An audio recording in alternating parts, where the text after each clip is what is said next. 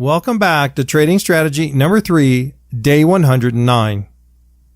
Here's the real danger to your trading. One set of criteria with 3 different outcomes. This is like a kid whose mother said he could have a cookie. Then she smiles and says, "Delicious, right?" The next day, she says he can have a cookie. And after the kid has the cookie, she smacks his hand. The next day, she says he can have a cookie.